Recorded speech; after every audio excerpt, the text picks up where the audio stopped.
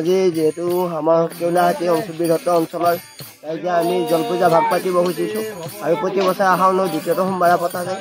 যিহেতু ইয়াৰ কাৰণ হৈছে আমি নলী নদীৰ বানপানী কথাত মাথৰি ভাঙা দেখা পাইছোঁ। যিহেতু খতৰা, আপোনাৰ লকুৰাই, হাতীমাৰা, নগাঁও এনেকুৱা যথেষ্ট সংখ্যক ঠাইত মাথৰি ভাঙিছে। লগতে ৰাইজৰ বিস্তৃত ক্ষয়ক্ষতি হৈছে। তাৰে কিছু সংখ্যক ক্ষতিপূৰণ পাইছে, কিছু সংখ্যক পোৱা নাই আজিলৈ।